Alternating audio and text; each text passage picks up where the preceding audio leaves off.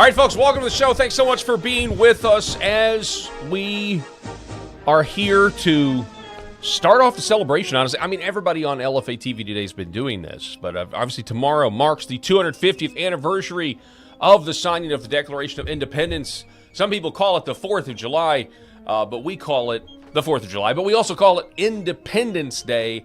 We're going to take a look at some of the news stories of the day. There's a lot of news stories to get to, but we're going to start by just, reminiscing about the good old 18th century and the Declaration of Independence.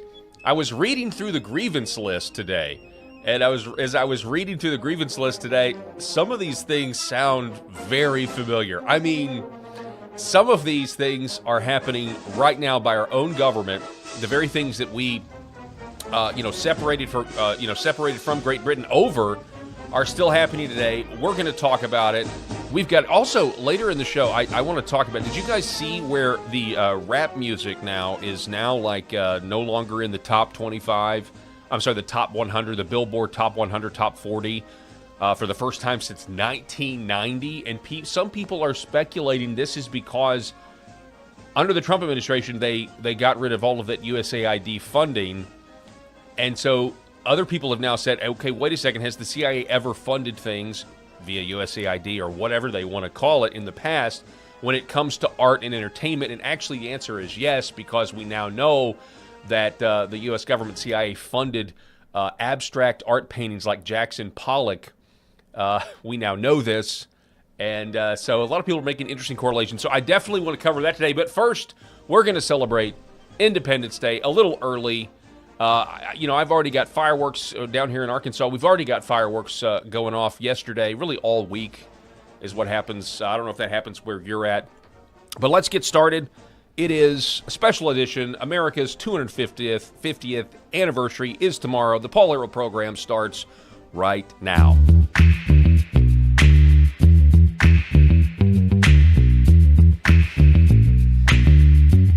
The Paul Harrell program.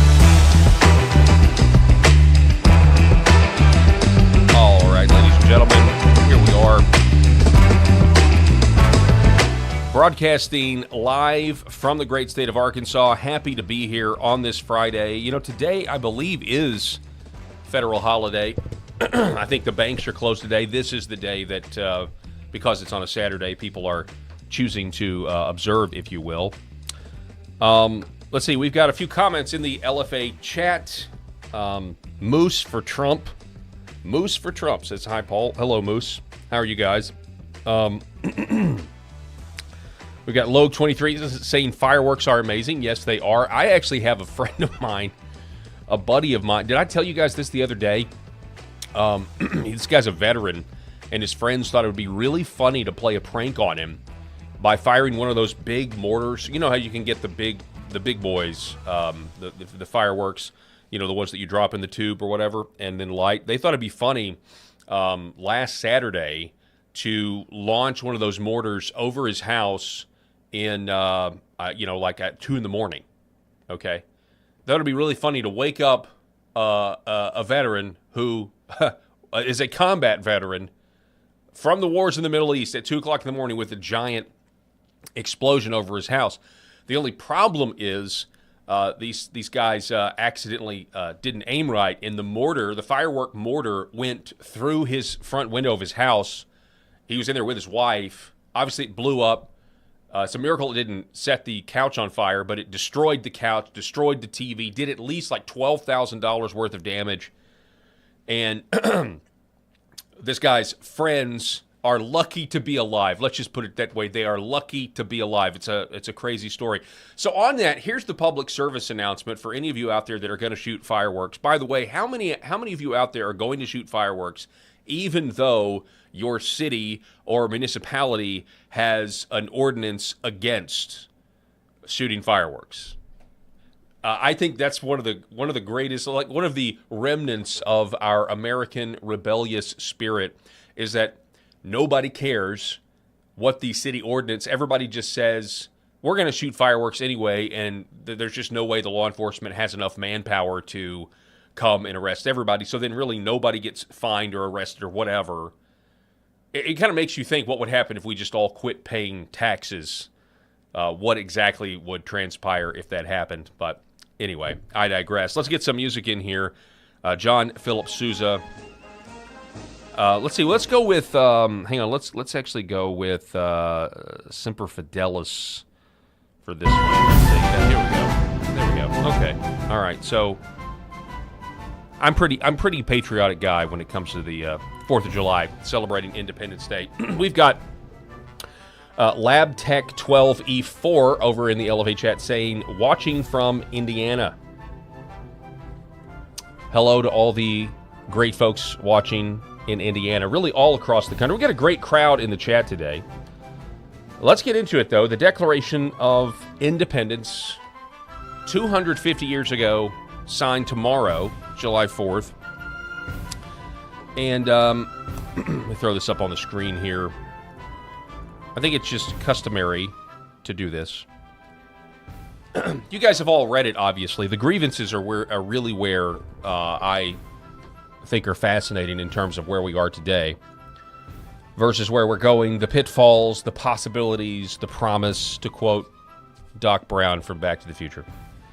The unanimous declaration of the 13 United States of America, when in the course of human events it becomes necessary for one people to dissolve the political bands which have connected them with another, and to assume among the powers of the earth the separate and equal station to which the laws of nature and of nature's God entitle them, a decent respect to the opinions of mankind requires that they should declare the causes which impel them to the separation.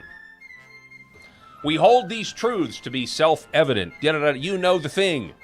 You know the thing. We hold these truths to be self-evident, that all men are created equal, that they are endowed by their Creator with certain unalienable rights, that among these are life, liberty, and the pursuit of happiness, that to secure these rights, governments are instituted among men, deriving their just powers from the consent of the governed, that whenever any form of government becomes destructive to these ends, it is the right of the people to alter or to abolish it and to institute new government. Don't you just know that, the words of literally the history behind our founding are absolutely terrifying to many in power today. Like the idea, and that's why I think the Revolutionary War, I mean, we remember the Revolutionary War, once a year, yeah, but I mean, it's really not a part of, in many cases, there's just many people that want us to forget our fathers, our forefathers, where we came from. They really want us to forget what compelled us to go to war with a tyrannical government, the most, powerful government on the face of the earth. Certainly, the naval power was unprecedented at that time.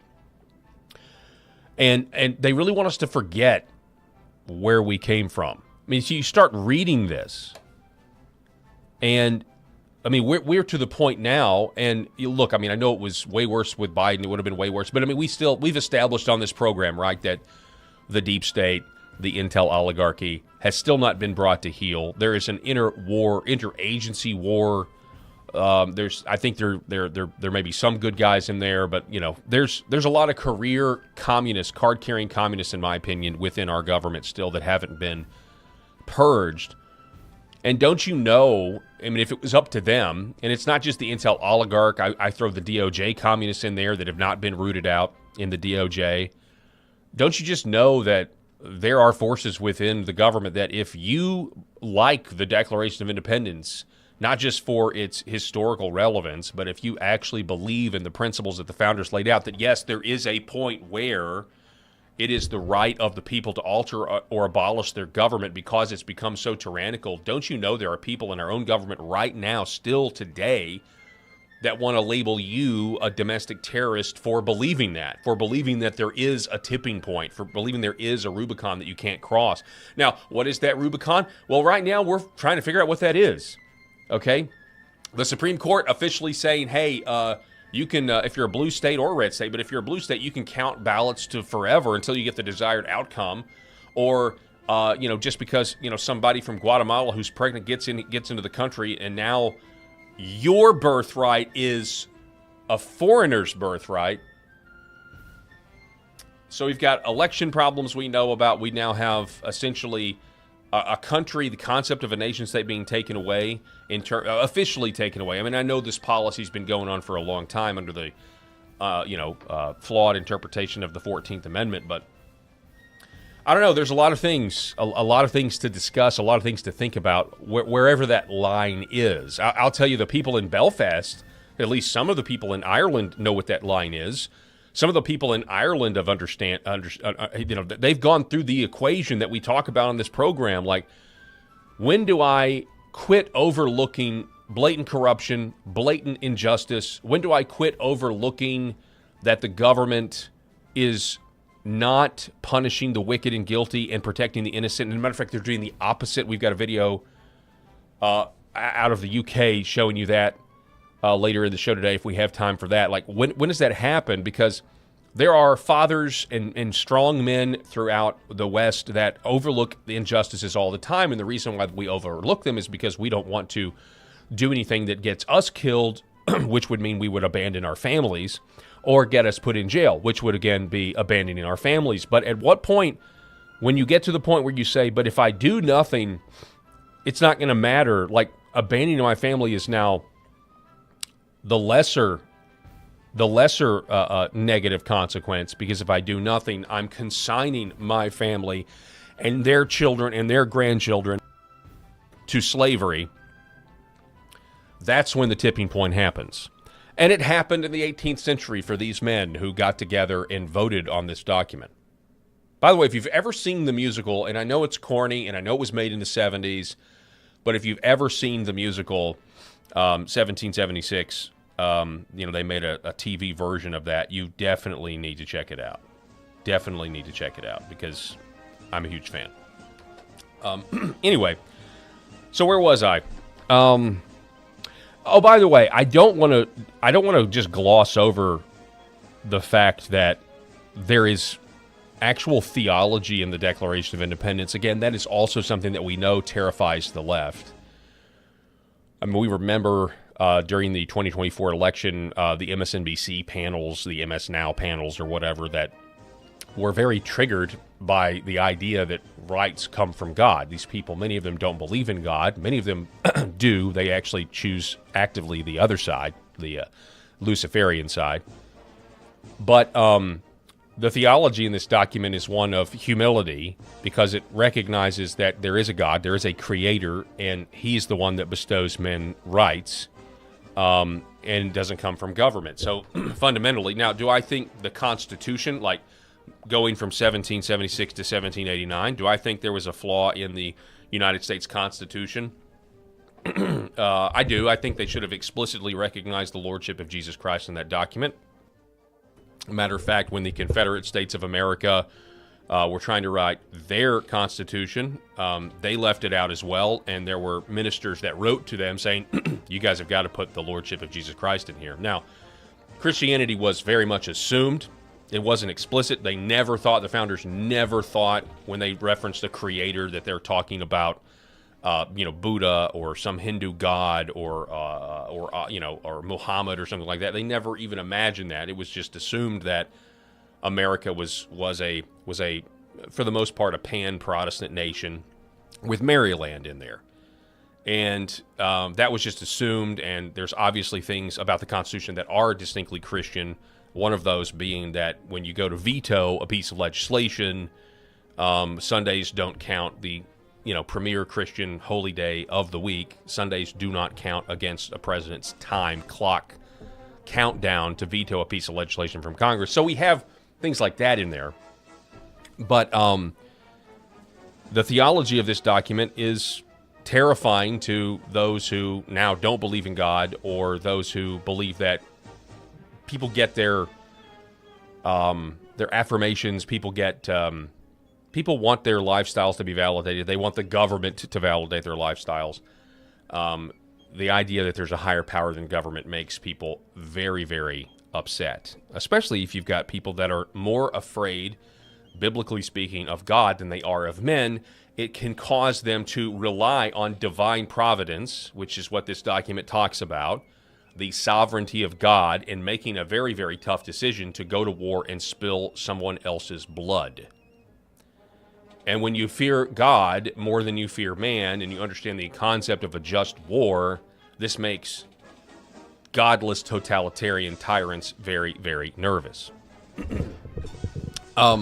In a modern-day context. Obviously, it made King George, and we're going to talk about King George here in just a second.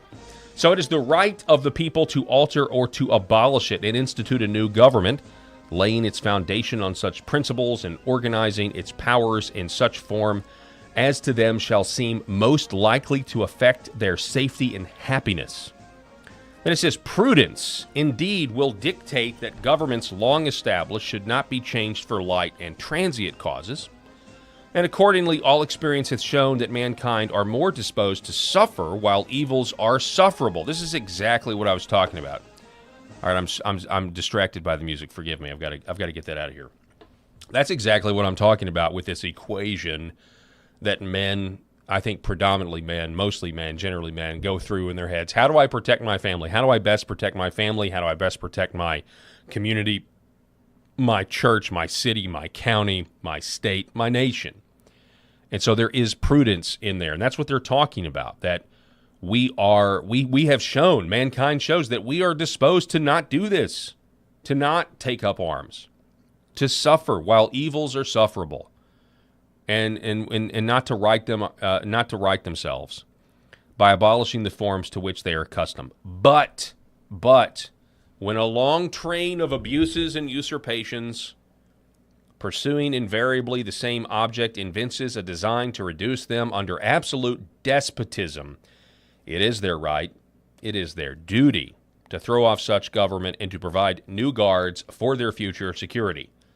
Such has been the patient sufferance of these colonies, and such is now the necessity which constrains them to alter their former systems of government. The history of the present King of Great Britain is a history of repeated injuries and usurpations, all having in direct object the establishment of an absolute tyrant over these states. To prove this, let the facts be submitted to a candid world. And this is where you get the grievances. But before we get to the grievances, I want to check your comments real quick. Let's see what we got here.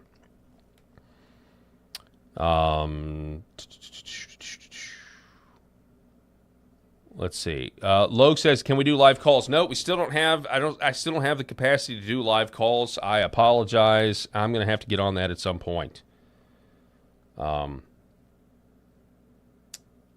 Let's see. We have CB Cheese says, "We are the only nation founded on God and, better yet, Jesus."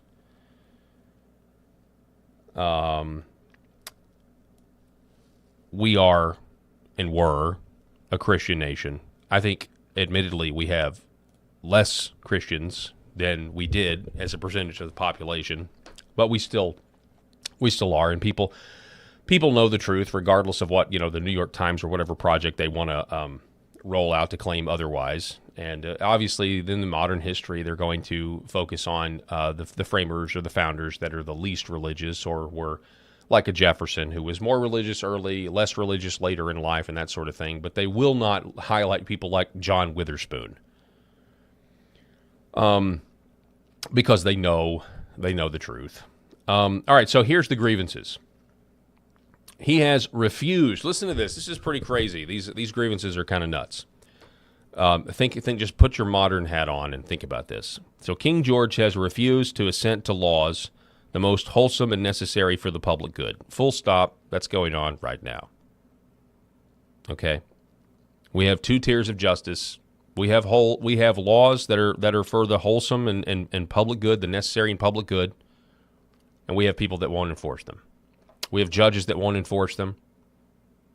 We have men walking around completely naked in front of children at gay pride parades. No one arrests them. No one enforces the decency laws that are still on the books today. No one does anything about it.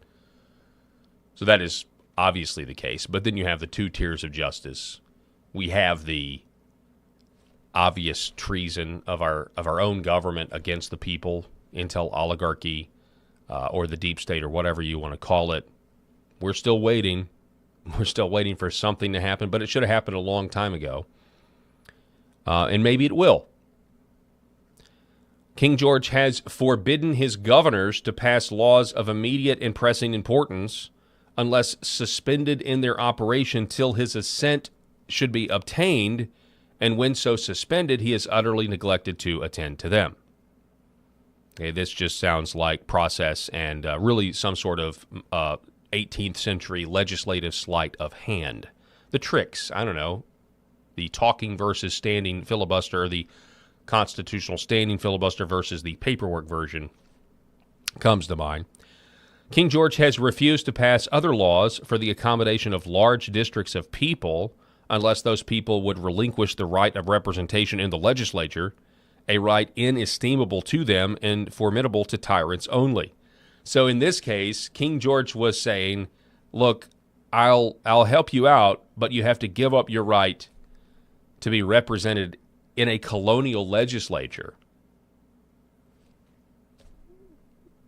Now, I mean, in terms of representation in a legislature, I do think you can bring up the recent Supreme Court decision that said you can't gerrymander by race, which exposed that for my entire life, the South, which I live in and love, has been politicking with one arm behind our back, tied behind our back by force. We've been politicking with basically a governor on our golf cart that limits, the top speed we can go at.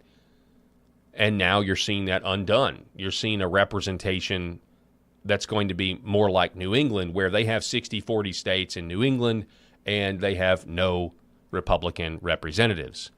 We're now going to see the same thing happen, and we already have in Tennessee, stripping Memphis of their congressional seat. Thank goodness, by the way. He has called together legislative bodies at places unusual, uncomfortable, and distant from the depository of their public records for the sole purpose of fatiguing them into compliance with his measures. You may beat the charges, you won't beat the ride. He has dissolved representative houses repeatedly for opposing with manly firmness his invasions of the rights of the people. He has refused for a long time, after such dissolutions, to cause others to be elected, whereby the legislative powers incapable of annihilation have returned to the people at large for their exercise, the state remaining in the meantime exposed to all dangers of invasion from without and convulsions from within. Now, you look at something like that and you think, how long has our border been left open? How long has our border been left open? How long have we been told that the states like Texas, I don't know if Texas will do anything anyway with Greg Abbott, but how long have we been told these border states don't have the authority to do what the federal government should do? Yeah. He has endeavored to prevent the population of these states, for that purpose obstructing the laws for naturalization of foreigners, refusing to pass others to encourage their migrations hither, and raising the conditions of new appropriation of lands. He has obstructed the administration of justice by refusing to assent of laws for establishing judiciary powers. He has made judges dependent on his will alone. Judges dependent on his will alone for the tenure of their offices and the amount and payment of their salaries. Now, it's of note, was the king really the one doing all this? Obviously, he was the head of state, but the king has advisors. The king has his own deep state, if you will, right? And you just look at these corrupt judges and how they're clearly loyal to anything other than the words of the laws, the words that are written on the page of our statutes. It is obvious. He's erected a multitude of new offices and sent hither swarms of officers to harass our people and eat out their substance. He has kept among us in times of peace standing armies without the consent of our legislatures. Now, on that one, the modern-day army, ladies and gentlemen, in the 21st century is obviously the surveillance state. It is obviously the fact that, well, as I said when James Comey, was indicted, and everybody said, well, maybe Comey shouldn't have been indicted for 8647, 8647. Maybe he should have been indicted for that. Maybe that's a charge that isn't really that. And it may not stick, But the way I look at it is somebody like James Comey, who is arguably the nation's one of the nation's top spooks, right? He's one of the nation's top intel agents, former director of the FBI, who commands respect and loyalty from the communists that are still embedded in our government. I look at James Comey as a modern-day general because the intel capabilities and the weaponization of government, those are the new weapons of war against the world and against the people of America. And so 8647 can easily be interpreted as a command to the forces loyal to James Comey within the government. To me, I think it's just a no-brainer. So that's just something to think about there. He has affected to render the military independent of and superior to the civil power, so you have no choice in the matter. He has combined with others to subject us to a jurisdiction foreign to our Constitution and unacknowledged by our laws, giving his assent to their acts of pretended legislation. That reminds me of, now the Chevron deference has been ruled unconstitutional, but that does kind of remind you of over the years, the massive increase of executive authority, which is essentially a violation of the non-delegation clause of Article 1, Section 1 of our Constitution, where Congress abdicated their lawmaking ability and gave it to rule makers that if you break an executive office rule, then you can go to jail or pay a fine, just as if Congress had done it. It's insane. And so you keep going over here and you look at all of these grievances. Hang on. You got the quartering of troops, jurisdiction, mock trials, cutting off our trade with parts of the world, imposing taxes. Now, I just want to make this observation because it kind of struck me. You see that there? This is in the middle of the document. The middle of the grievances for imposing taxes on us without our consent. So the traditional line that you hear in school is that we did all of this for taxes, that we rebelled because of taxation without representation. And we certainly did. It's right here, for imposing taxes on us without our consent. But it's in the middle of the document. It's not the first grievance. The first grievance is he has refused to assent to laws the most wholesome and necessary for the public good. King George just refuses to do what he should do.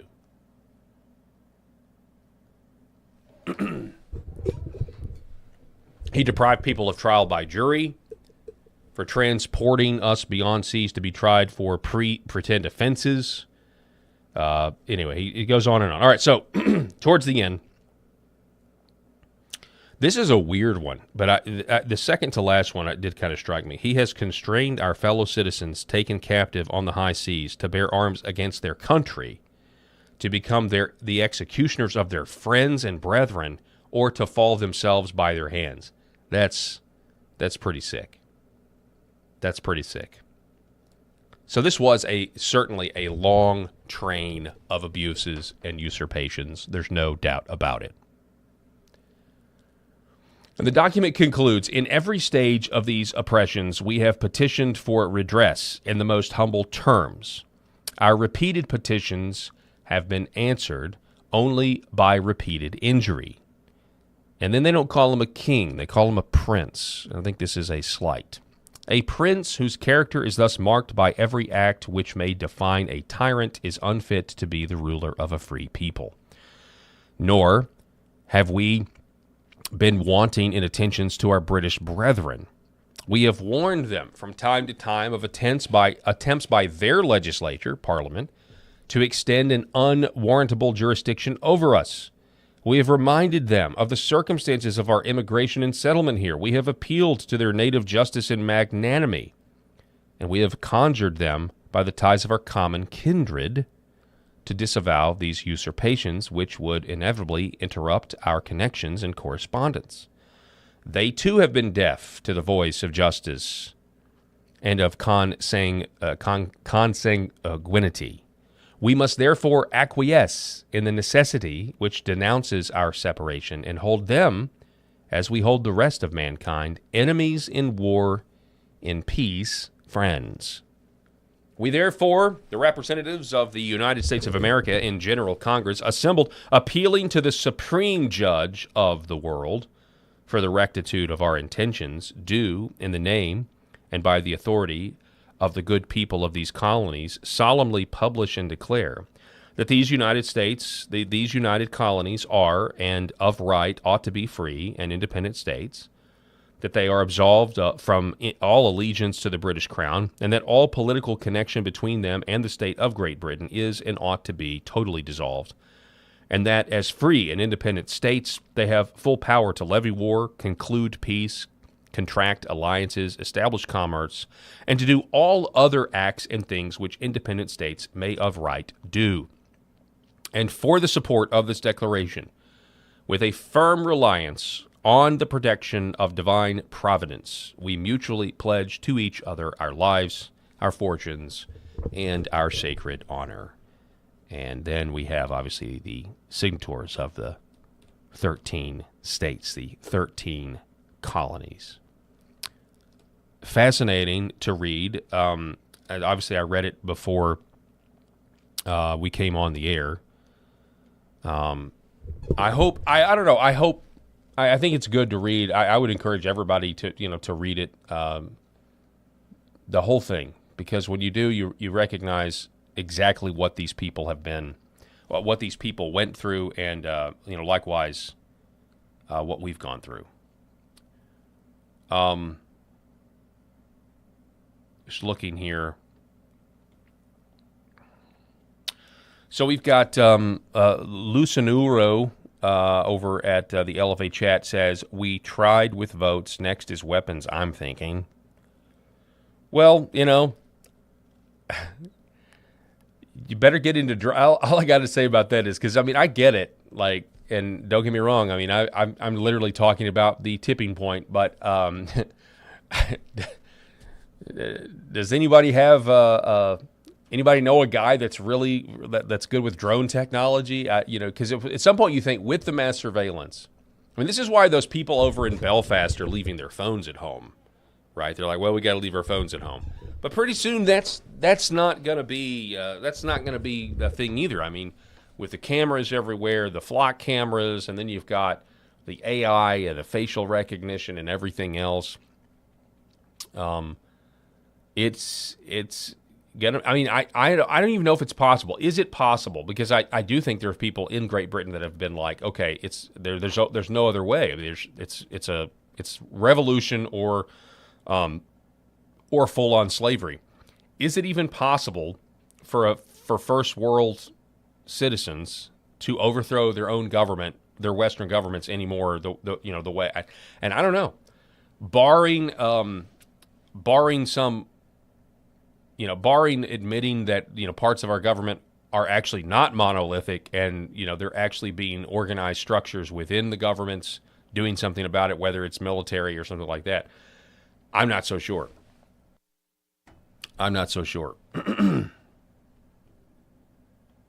Be careful this weekend, everybody. R*77, be careful this weekend, everybody. I think our enemies are planning and scheming something to our demise. Certainly do that. Also be careful with your fireworks. Inevitably, somebody right now has all 10 of their fingers, and come Monday they won't. Come Saturday night they won't. So just be careful. Let's try to get through the Independence Day fireworks without blowing ourselves up. Because it happens every year, and then of course you have the amazing viral moment where, "What you doing, Terry? Terry, what you doing, Terry?" Definitely need those.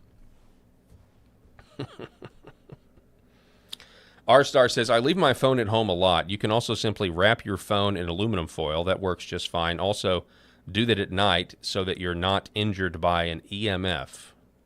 That'd be electromagnetic frequency. Yeah. Or you never know. I also think about, I don't know. You also think about, are there, can these things be like programmed to blow up on our nightstands or in our pockets? I've thought about that as well. I've thought about that as well. But here's the thing, though, about King George. Let's talk about King George just for a second on this special 250th anniversary episode, where tomorrow we will celebrate the signing of the Declaration that we just read. King George was in a little bit of a predicament that I think most people don't fully appreciate. And you really can't understand the predicament he was in unless you have some historical knowledge about the English Civil War that happened about 100 years earlier. And the fact, this is what's interesting. And by the way, there's a great movie on this, again, from the 70s with Sir Alec Guinness. And can never remember the guy that played Oliver Cromwell. But the movie's called Cromwell, and it's actually a really good movie about the English Civil War. But, in your government schools that most of us went to, I went to government school. I'm sure many of you out there went to government school. In government schools, we didn't really learn about the English Civil War, and we really should.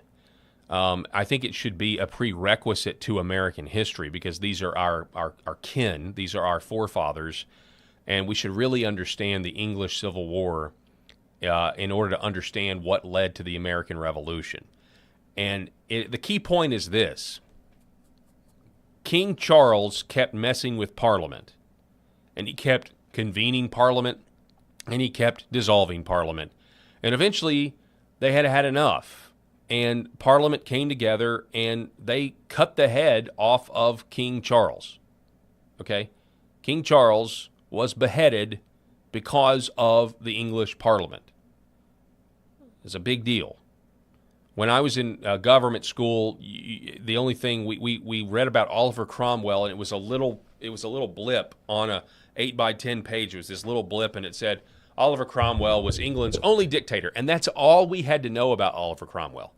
The only thing we had to know about Oliver Cromwell is England's only dictator, which is exactly what would happen if the Royalists got back in control and wrote history books for American children.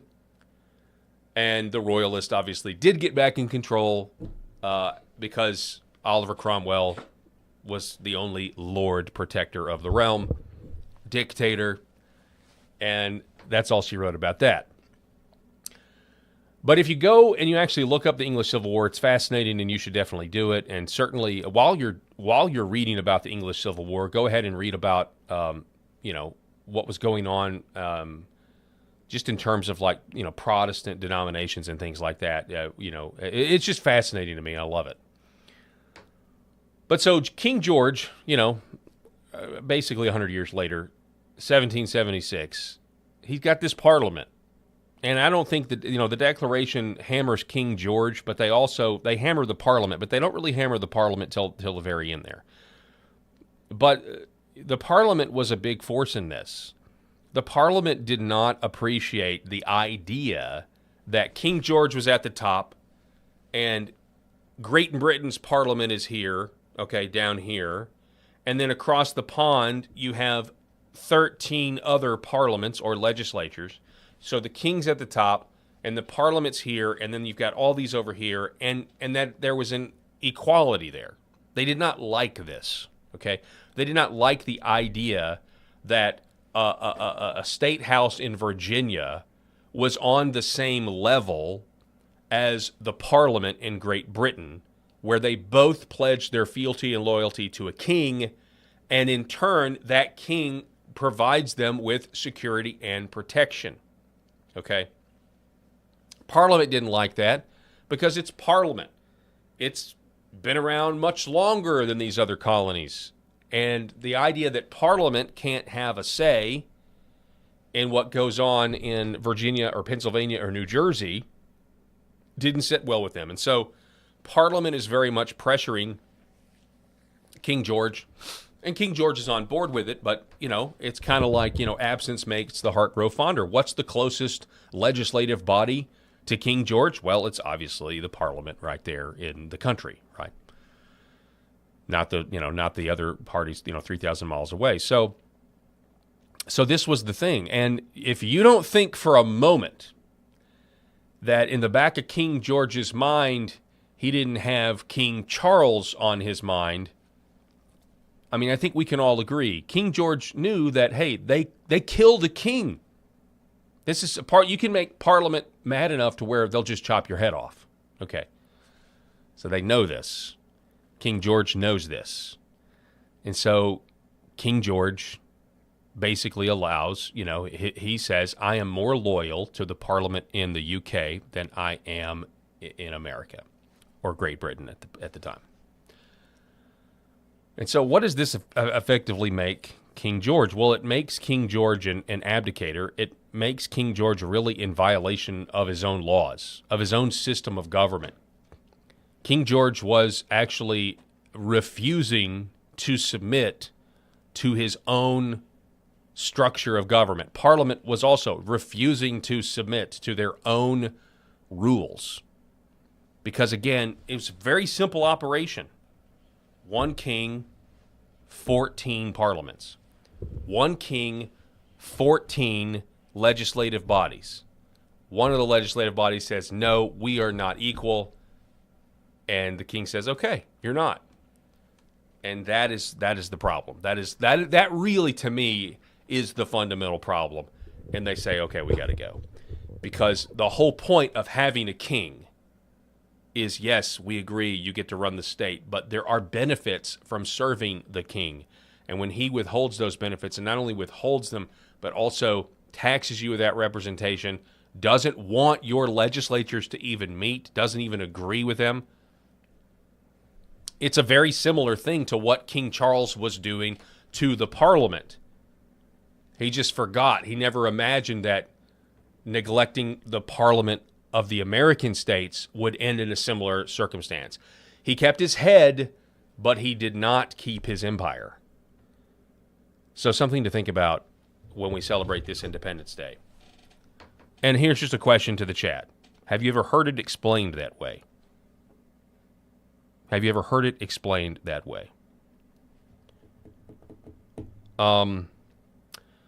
We've got, let's see, Luciano 3 says President Trump walking ahead of Queen Elizabeth meant something good. I mean, yeah, that was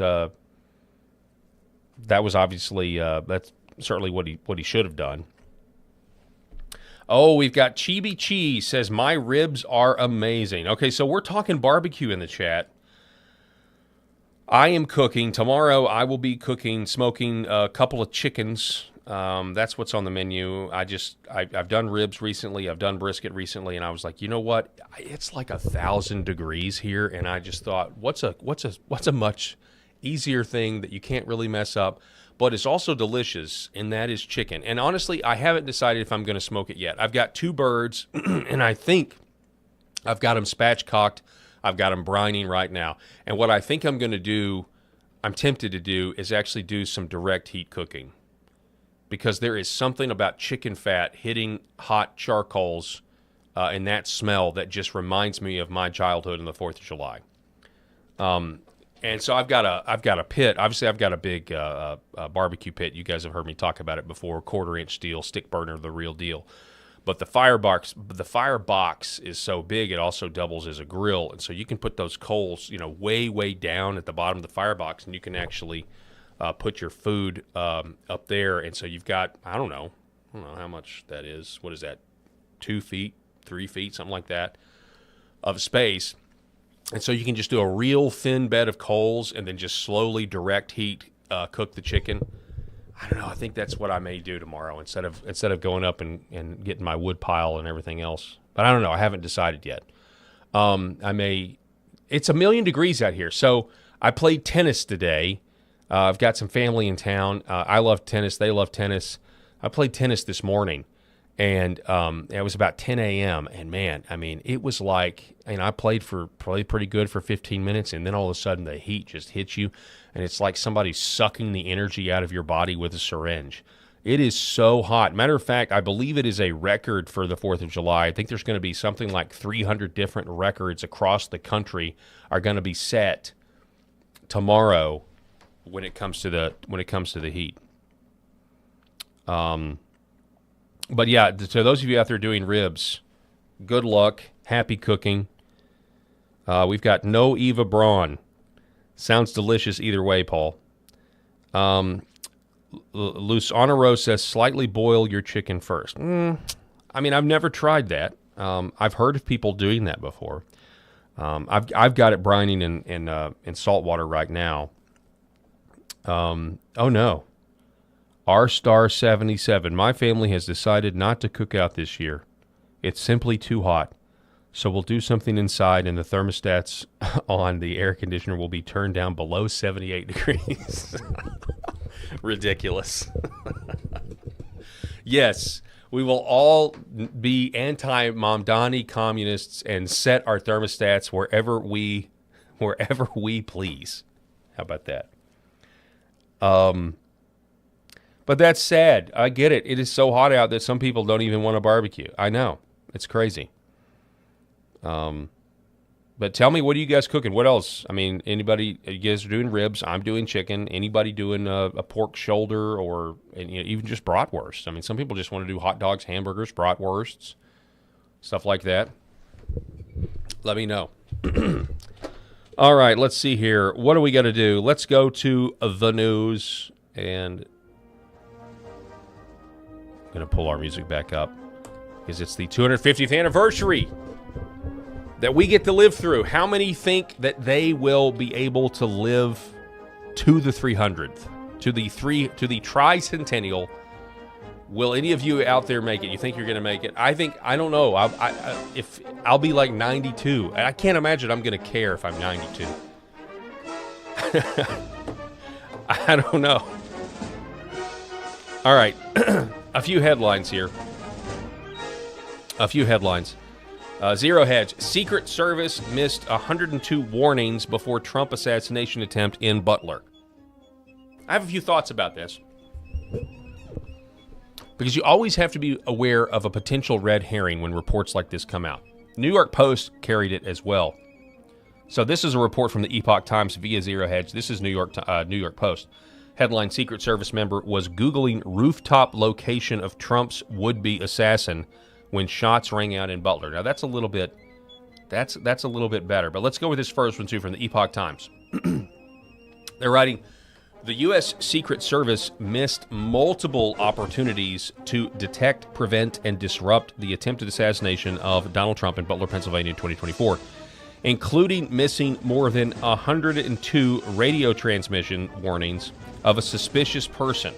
Now, this is all from a report from the Department of Homeland Security. The report, released on July 2nd by the department's Office of Inspector General, chronicles a series of communication failures, inadequate planning, and limited intelligence sharing and security lapses that combined to create the conditions that allowed gunman Thomas Crooks to open fire from the roof of a nearby building during a July 13, 2024 campaign rally in Butler. Crooks was fatally shot by a Secret Service agent. Among the report's most significant findings was the Secret Service members did not receive 102 radio transmissions that local law enforcement officers in a separate communications room received concerning an increasingly intense search for a suspicious person.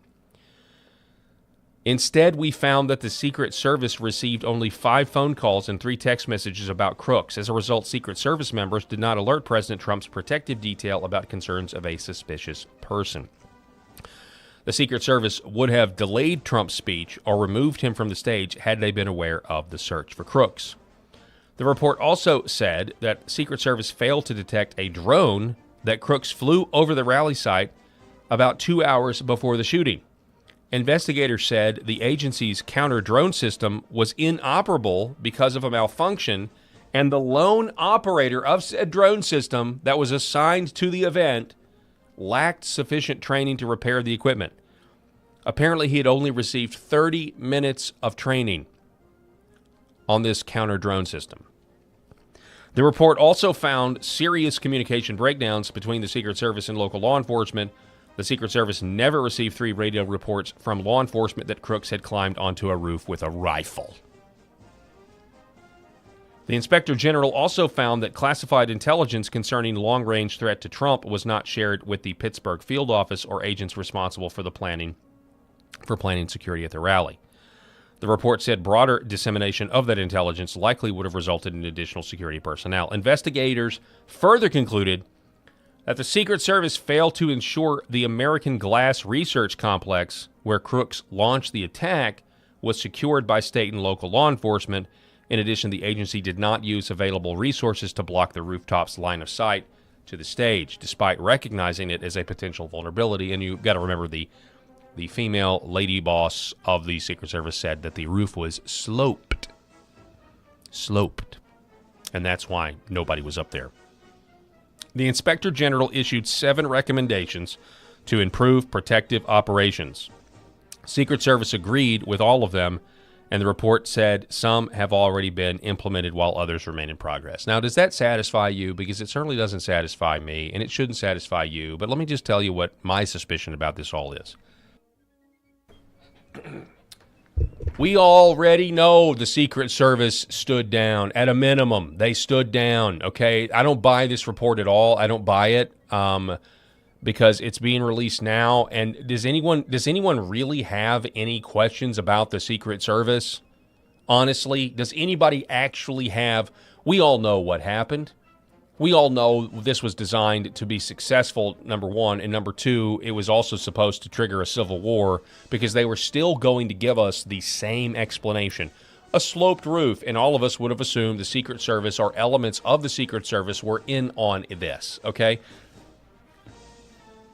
But that's why I feel like this is a limited hangout. I feel like this report is a limited hangout, and let me tell you why. I don't want to know about the Secret Service. I want to know about Thomas Crooks. How about you? Do you want to know about Thomas Crooks? I want to know about Thomas Crooks. Thomas Crooks is who I want to know about. I want to know about his multiple cell phones. I want to know why he was cremated so quickly. I want to know about the van that reportedly was there and now we don't ever hear about again. I want to know about Thomas Crooks. I want to know about who Thomas Crooks' friends were. I want to know why Thomas Crooks was in a BlackRock video. I want to know about Thomas Crooks, y'all. That's what I want. I don't want to know about the Secret Service failures because we already know the Secret Service failed. Now, if you're saying, well, if you're saying this leads to somebody in the Secret Service's arrest and imprisonment, okay, but come on now. So I just want you to be aware. I could be wrong here, okay? I could be wrong, but to me, this report is just like, is that really what we care about right now? Or do millions of us refuse to believe that Thomas Crooks acted alone? Now, maybe the Secret Service was, right there with him. I mean, I think you would assume that if Thomas Crooks didn't act alone, the Secret Service would have to be responsible. So I know I'm kind of talking myself out of this claim. But let's just not lose sight of the issue. Let's not lose sight of the focus. The focus needs to be about Thomas Crooks and not about the Secret Service that failed when we already know that the Secret Service has failed. And now another Inspector General, is telling us, they're going to adopt the recommendations of the Inspector General. Oh, thank goodness. Well, we can sleep well at night. Calpurnia 61, Sunday is barbecue ribs, organic broccoli, and baked potatoes. So are you celebrating, am I missing the chat? Are you celebrating on Sunday instead of Saturday? Let's see here.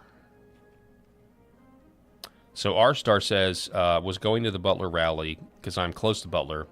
We changed our mind at the last minute. Hey, R-Star, do you regret that?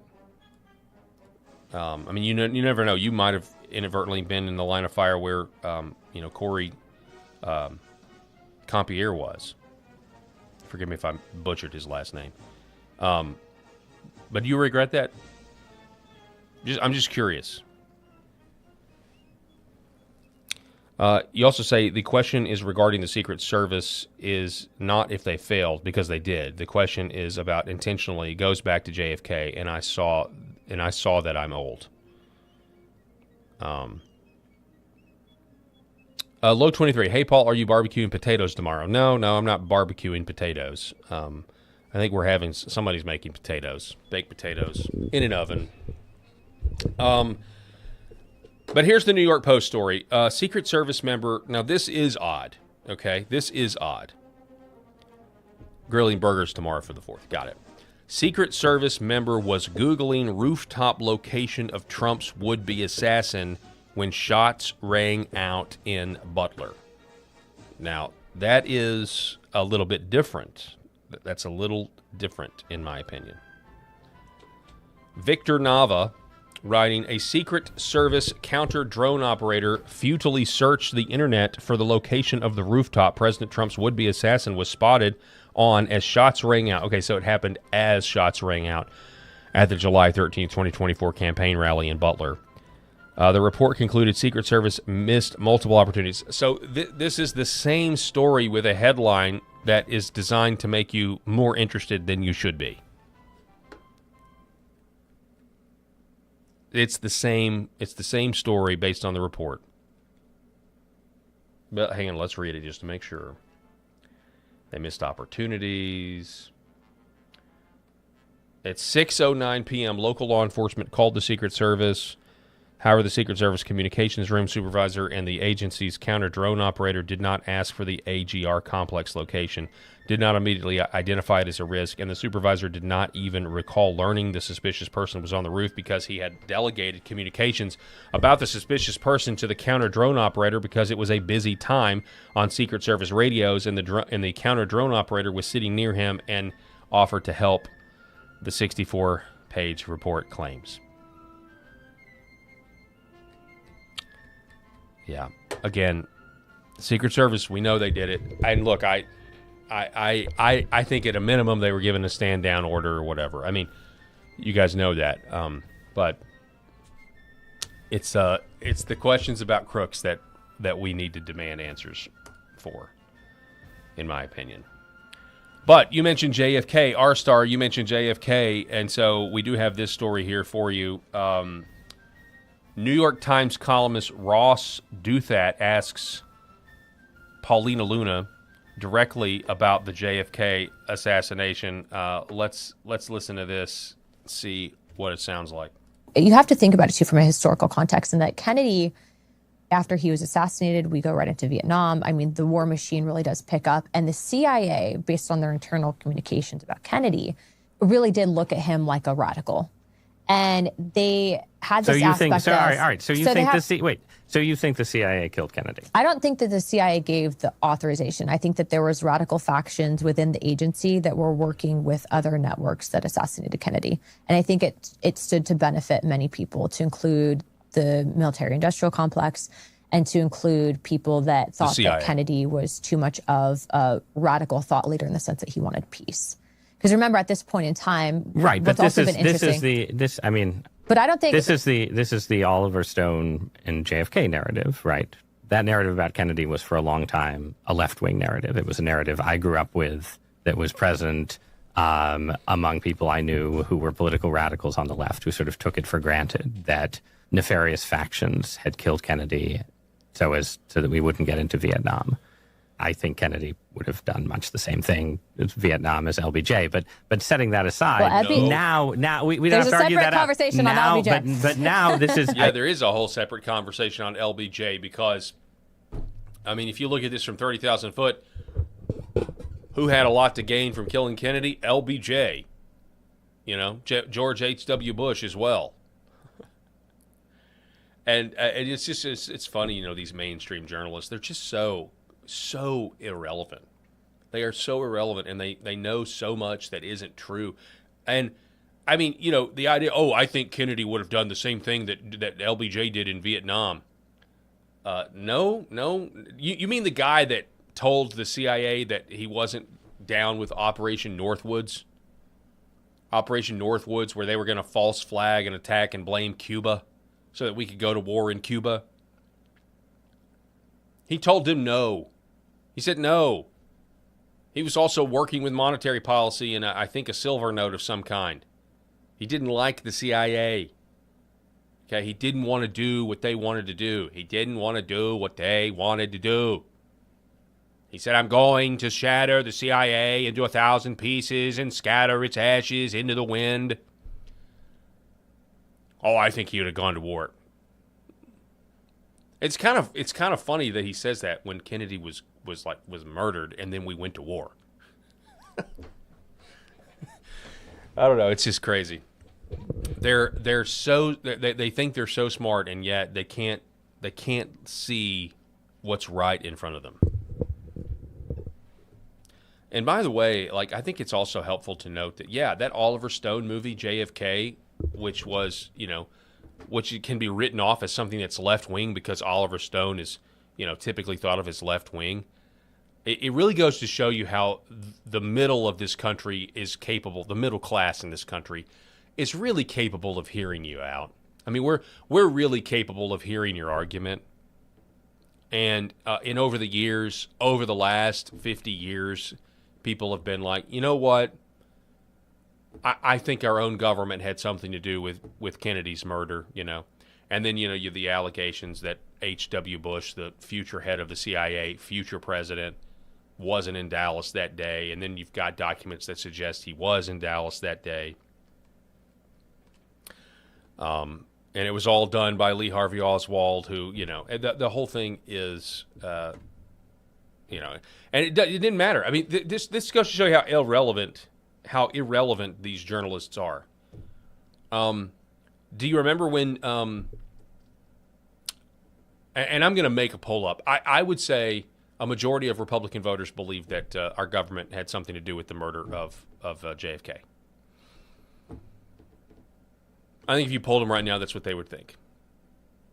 And yet, somehow we survived Bill O'Reilly's Killing book series, where he wrote a book called Killing Kennedy, and he propped up the official Lee Harvey Oswald narrative. Just took it hook, line, and sinker. Then he had all these other killing. He had Killing Jesus. He had all these other books.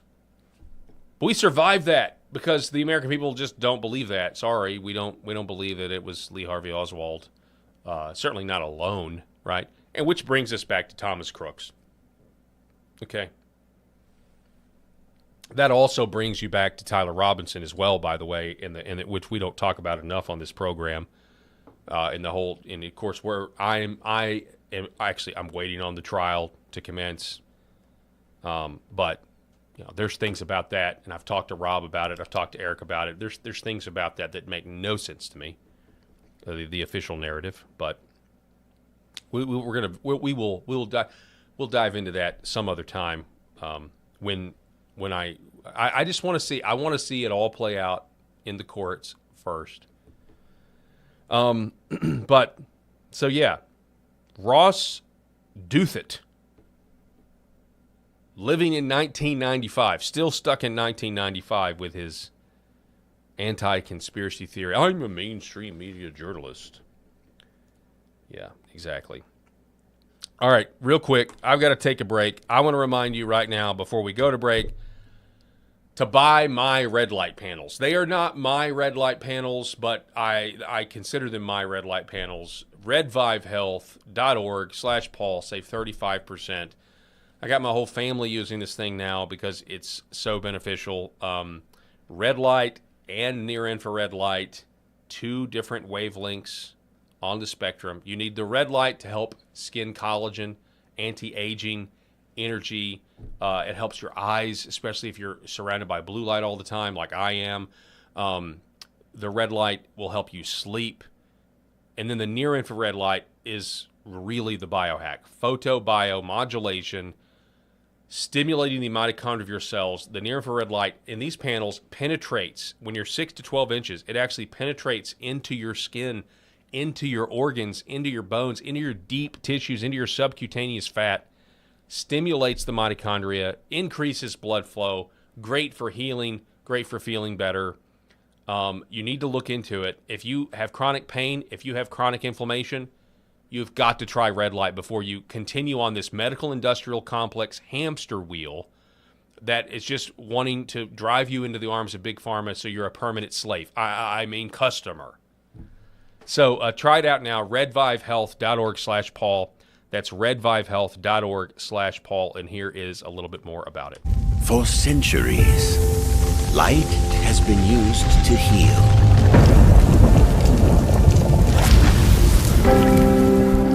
Awaken the body with Redvive.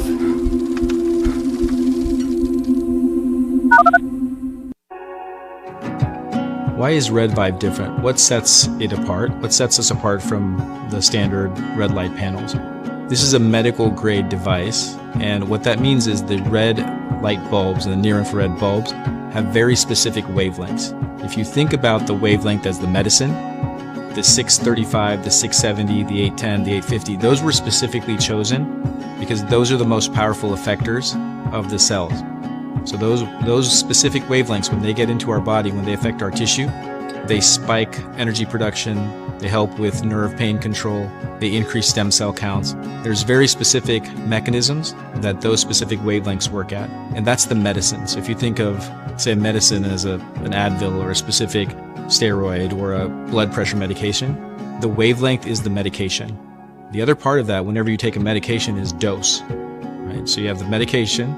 So if you take 1 milligram of Advil, and the average dose of an Advil is 200 milligrams to 800 milligrams, it's not going to work.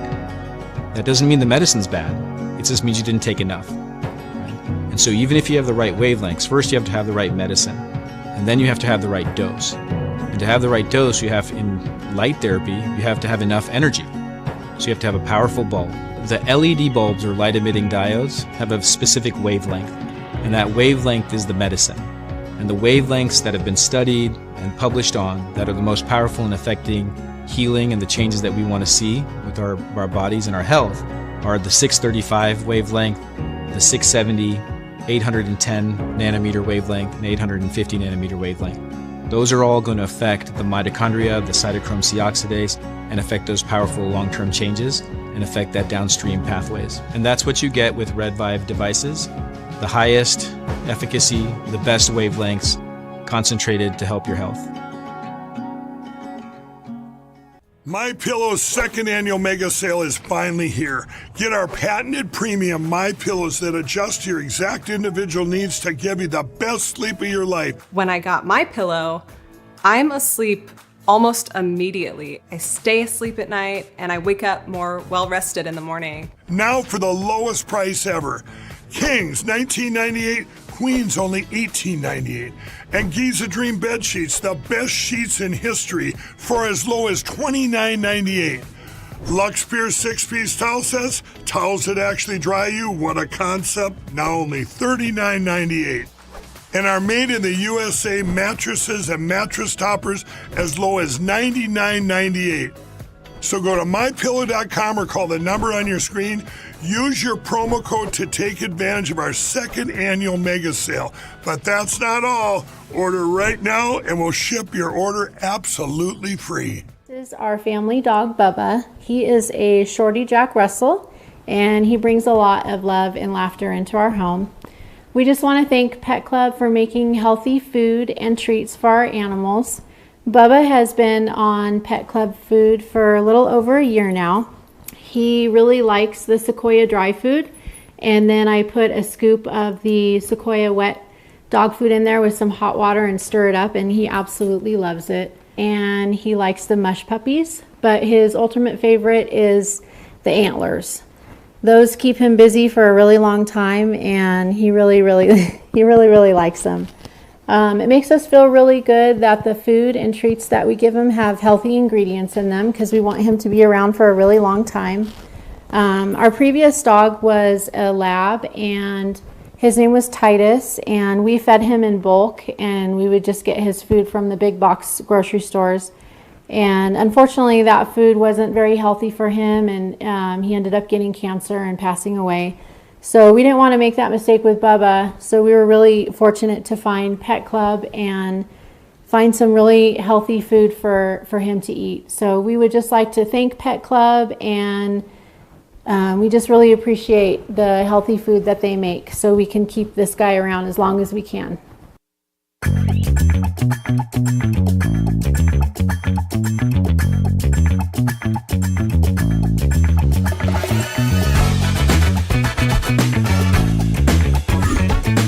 The Paul Harrell Program.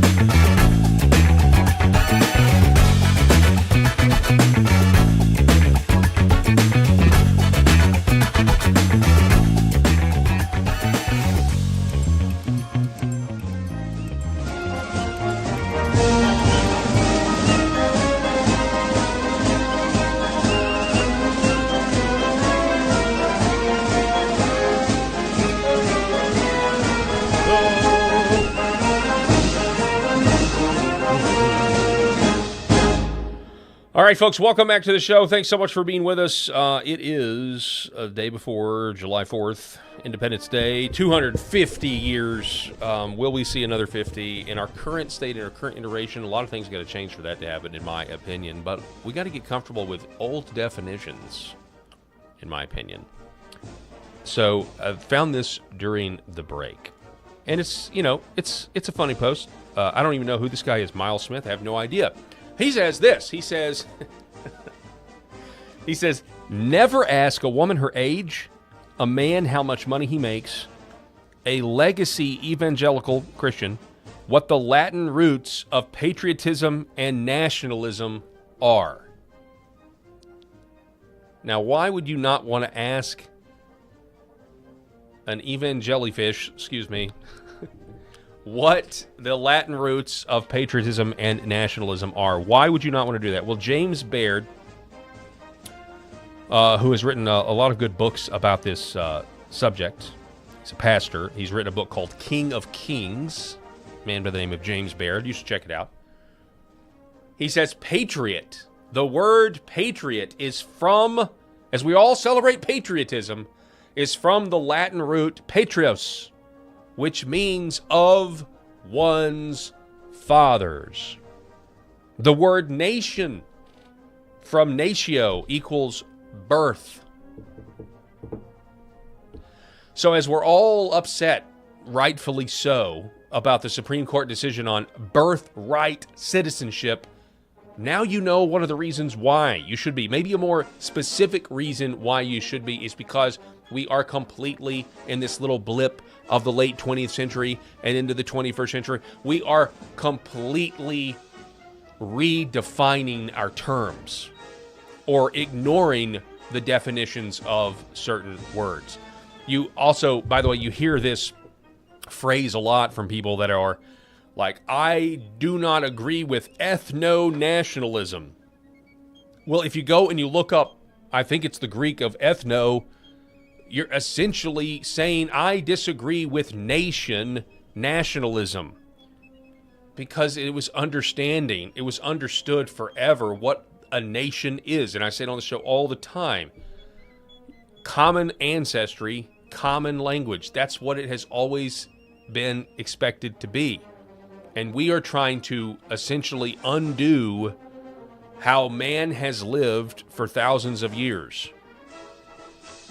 And we think we're slapping ourselves on the back, telling us that, we're more virtuous than our forefathers.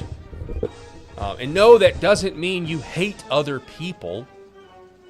That doesn't mean you can't, as a Christian, you cannot do that. But we're being told that the basic idea and structure of the family, which goes out to your community or your church or your city, and just the whole purpose, the whole mechanism for populating communities and then developing nations of one's father, patriot, patros, we're being told that, and it's no wonder that we're being told to not, that's somehow wrong at the same time when Western nations are being overrun by third world barbarian hordes. So don't even notice it. Don't think about it. And if you do notice it, now you're a bigot. Now you're a racist. So on this 250th anniversary of the signing of the Declaration of Independence, go check out the word patriot. As we all may be watching, maybe tonight I will watch Mel Gibson's Patriot, either tonight or tomorrow. Patriot from patrios, of one's father. Isn't that fantastic? Isn't that interesting? But they're taking our language away from us in a lot of this. And here is the result. You ready? This is from Birmingham police over across the pond. Hey, man, you was a white man and you was rustling up with some of those immigrants. You were wrestling with them immigrants. They were wrestling with you, but you were there, so I'm going to assume you're the guilty one, mate. That's what I'm going to assume. Anyway, this is... Forgive me. So I want you to watch this clip. And it has outraged people across, really across the world. Oi,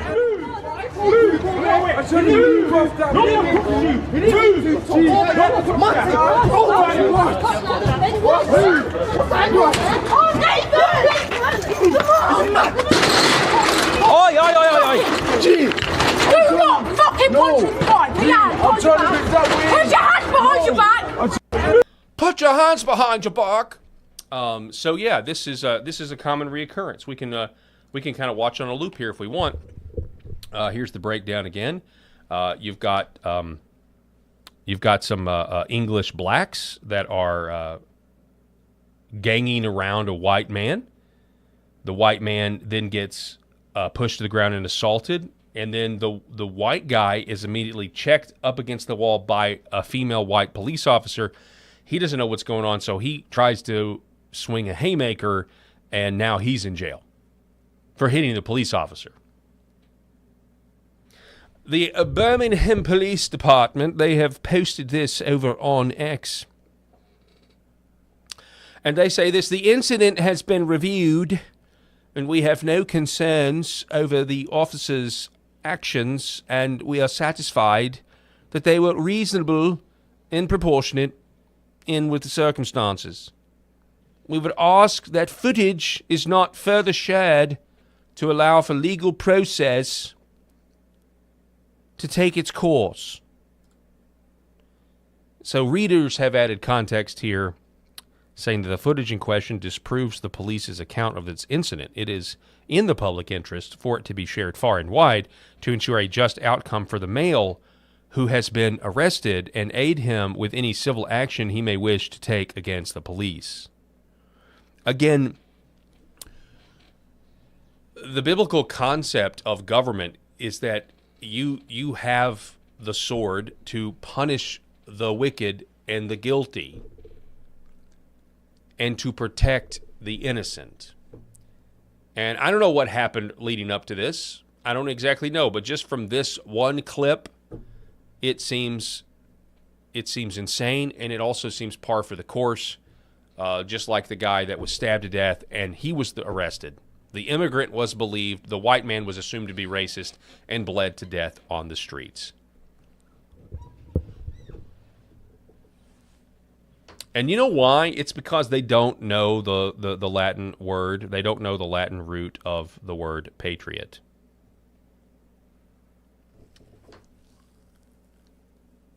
That's kind of where I'm at with it. So many communistic, Marxist presuppositions that people have been duped into believing it's like a spell.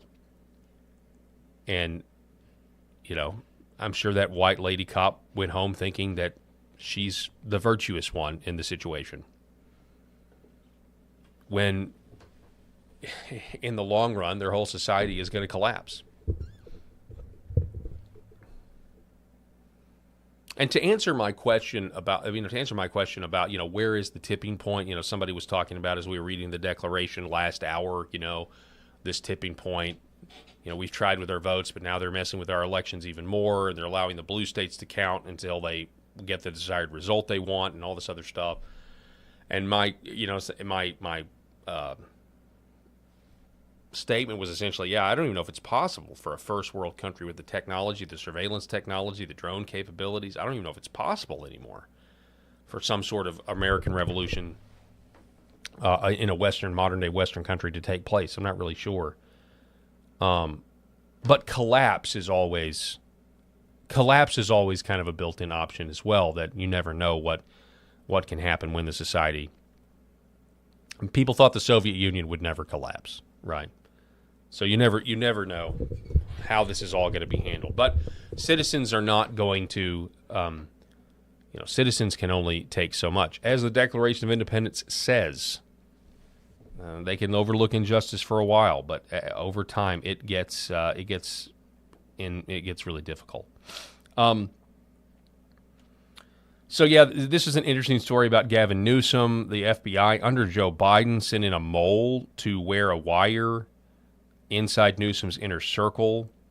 A mole working for the Biden FBI was secretly recording Gavin Newsom's inner circle before the agency expanded its corruption probe into the California governor and his wife, according to a bombshell report by the New York Post.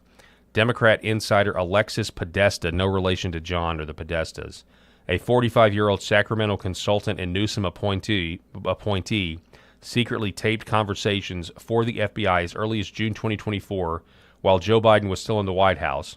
According to McGregor Scott, the former U.S. attorney now representing Dana Williamson, 53, ran Newsom's office as chief of staff until late 2024. In May, she pled guilty to conspiracy to commit bank fraud and wire fraud while filing a false tax return and lying to federal agents. Federal prosecutors accused Williamson and others of orchestrating the scheme to siphon $225,000 from a dormant campaign account which belonged to former HHS Secretary Xavier Becerra, disguising the payments as legitimate consulting fees while routing the money to benefit Becerra's former chief of staff, Sean McCluskey.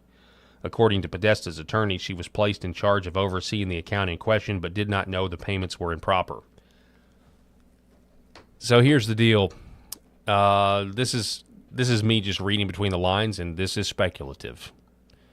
But I think Joe Biden's FBI, I think the intelligence oligarchy, they want dirt on Gavin Newsom. And I think you would say, well, why would Joe Biden's FBI investigate one of their own? Well, the same reason why the FBI investigated Hillary Clinton. The intel oligarchy wants the dirt to keep Clinton in line, right? I think they want dirt on Newsom to keep Newsom in line, to hold over his head. You know, if you're going to be in office, we want blackmail on you, and I think that's what this was. I think people knew in the Democrat Party that, hey, Newsom was a obvious choice in the future for the Democrats, could be president. So let's go ahead and do an investigation. Let's get the evidence. Let's get him dead to rights. And then when he runs for president, we'll be able to control him and get what we want. And that's how this game works, and it's sick. And I think that's what you're seeing right here with this report. I could be wrong about that. And I would love to hear your opinion on that. Like, am I right? Am I wrong? What do you think? John Yarder says, are there any Democrats that are not corrupt? No. No, I don't think so. But,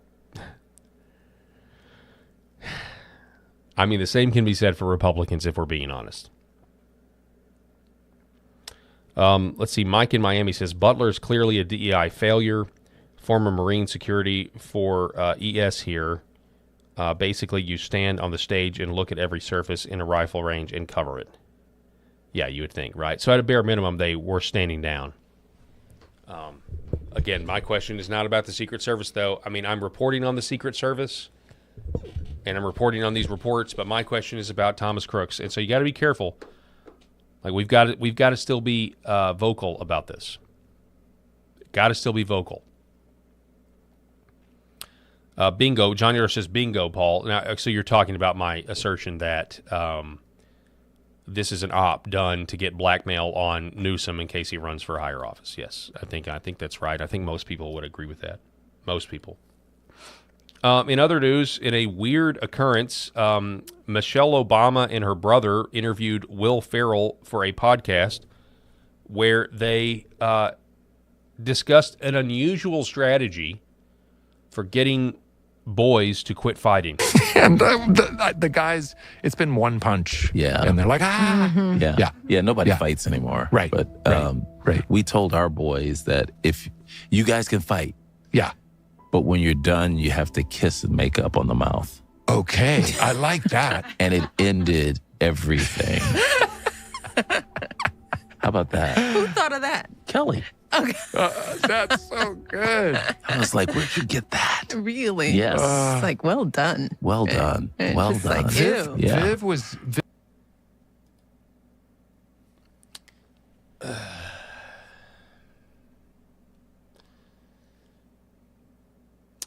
The larger story here is that the Democrats are admitting that two guys kissing is gross. Shocker. Two brothers that are fighting don't want to kiss each other on the lips, and so they'd rather just not fight. Because what is the psychology behind it when another man sees two guys kissing like on a TV? It's like the equivalent of looking at maggots on a dead corpse. Like that's the guttural reaction there. So I don't know. It's just kind of weird to me. I don't know. Would any of you, in what world of parenting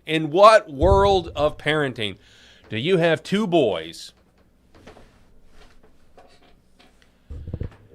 who fight just like all siblings fight and get physical with one another? In what world would you ever create that rule?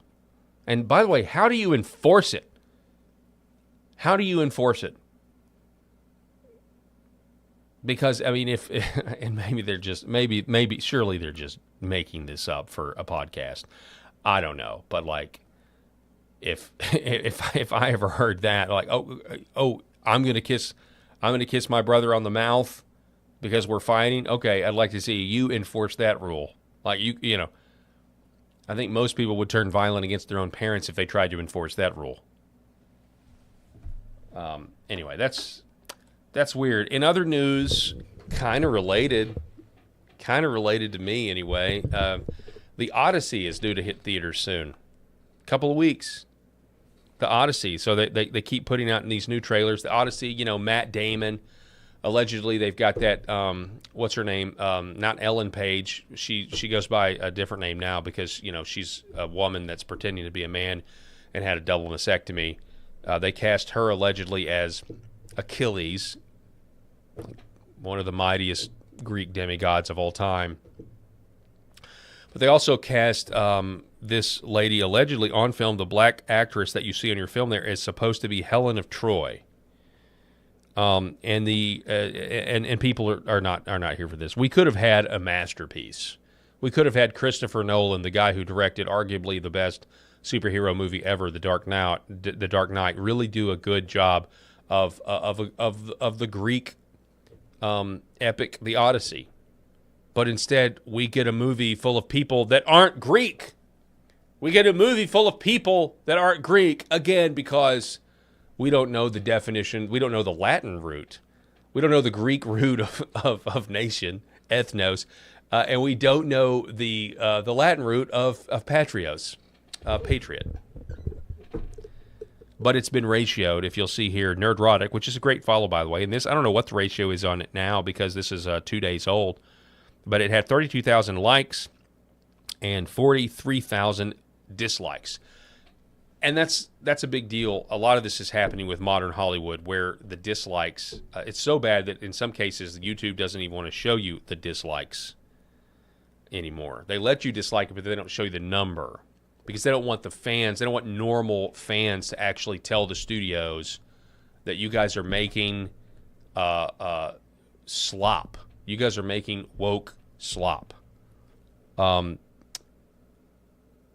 Let's see here. I wonder if there's an update at all. Real quick, I just want to go check out Nerdrotic's X account here. Yeah, Supergirl was a monstrous flop as well. So yeah, there's this Jeremy Clarkson, Helen of Troy. They're making fun. You know, this lady here is supposed to be the most beautiful woman in the world that a war would be started for, and everybody objectively says no. That's just not the case. That's not true. That's not right.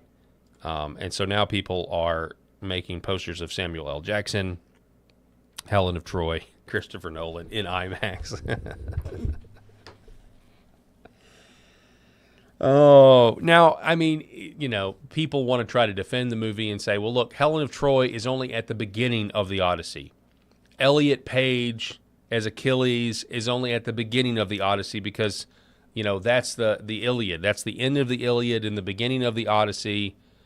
And so don't worry about it. Now it's Odysseus' story. And that's where Matt Damon is going to come in and save the day. And that's fine. I mean, well, I don't know how, but it just, the whole thing seems to me that it's going to be a bunch of woke nonsense. In order to make this movie, he had to check a bunch of boxes. And so this is kind of the remnant. I mean, they've been working on this movie for several years now. When they started on the Odyssey, wokeism, DEI, all that nonsense was still in vogue. It was still the way to go. It was still the requirement. and the pendulum is swinging back the other way. I mean, they still want to bring it back, but the pendulum is swinging back the other way, which means that if we were, and you know what, many people want to give up on movies, and that's fine. I've been watching older movies and having a blast because they don't try to brainwash you as hard. They're not as good at brainwashing you way back in the day as they are now, or attempting to brainwash you. So yeah, most of the modern day movies are terrible. But from a pop culture standpoint, if you are going to get better movies in the future, you're gonna have to wait. Because as the cult, they used to be trendsetters, but now they are very much behind the eight ball because people are not watching. They don't want to see this nonsense. Supergirl is now set to lose $100 million because they, number one, got another woke actress who couldn't keep her mouth shut. But number two, they got somebody who really isn't, I'm just being real, is really just not attractive enough for the part. I mean, it just is what it is. I'm not even really sure. It was shot very poorly, in my opinion. So there's been a few reports about this, that the Trump administration is now moving to surge worksite ICE raids after the Supreme Court decision on birthright citizenship. R.N. McIntyre writes that this is excellent because this is the most immediate remedy to the terrible SCOTUS ruling.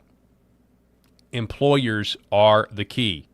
Illegals without jobs or benefits will self-deport. And this is true. And however, unfortunately, in towards the end of Trump's first year in the second administration, we did get the statement saying, hey, look, hotels, service industry, we're not going to go as hard. We're not going to go as hardcore on those. And so this is you would hope that this is an accurate report and that we actually start getting more deportations. And there have been a lot. We got headlines that in the last 5 days they deported like 10,000 people. But we're looking at we're looking at millions of people that need to go. If you want to actually save the country faster or have a shot at saving and reversing what's going on. Reverse the great replacement, re-immigration. Real quick, check in on the comments here. Mike in Miami writes, older movies understand subtlety, kind of like romance versus sex. I can see where you're going there. I did a segment a couple of months ago on how the greatest movies of all time have famous scenes where it's just men telling women no. Gone with the Wind, Scarlet. Frankly, my dear, I don't give a damn.